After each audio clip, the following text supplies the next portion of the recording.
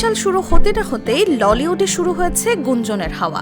জনপ্রিয় অভিনেত্রী হানিয়া আমির এবং গায়ক আসিম আজহারের পুরনো প্রেম আবারও নতুন করে জোড়া লাগতে পারে। তবে এই সুখবরের মধ্যে এসেছে এক চমকপ্রদ সতর্কবার্তা। প্রখ্যাত জ্যোতিষী হানিয়ার জন্য সতর্ক করে বলছেন, এই বছরে বিয়ে করলে হতে পারে বিচ্ছেদ।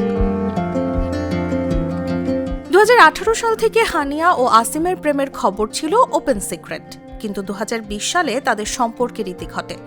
সম্প্রতি আসিম আজহারের বাগদান ভেঙে যাওয়ার পর থেকে হানিয়া ও আসিমের ফের এক হওয়ার গুঞ্জন জোরালো হয়েছে। সামাজিক মাধ্যমে একে অপরের প্রতি ইতিবাচক ইঙ্গিত এবং বিভিন্ন পাবলিক ইভেন্টে একসাথে উপস্থিতি ভক্তদের মধ্যে আশা জাগাচ্ছে যে তাদের সম্পর্ক পুনরায় শক্তিশালী হচ্ছে। এই উত্তেজনার মাঝেই প্রখ্যাত জ্যোতিষী সামিয়া খান হানিয়ার জন্য সতর্কবার্তা দিয়েছেন। তিনি বলেছেন, হানিয়া এখন নিজের ক্যারিয়ারে মন দেওয়া উচিত।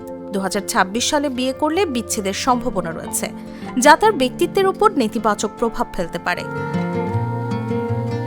অন্যদিকে জ্যোতিষী কিরণ চৌধুরী বলেছেন, হানিয়া নতুন সম্পর্কে রয়েছেন এবং এই বছরই তার বিয়েতে পরিণত হওয়ার সম্ভাবনা প্রবল। তিনি আগেই হানিয়ার আগের বিচ্ছেদ ভেবে বলেছিলেন। তবে হানিয়া আমির এবং আসিম আজহার কেউই এখনো পর্যন্ত বিয়ের বিষয়ে আনুষ্ঠানিক মন্তব্য করেননি। ললিউডের ভক্তরা এখন উত্তেজিত এবং অপেক্ষায়।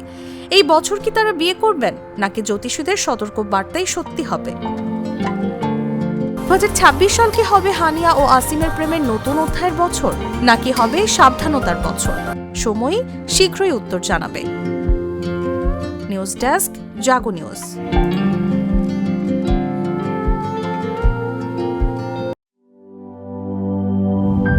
Mr. New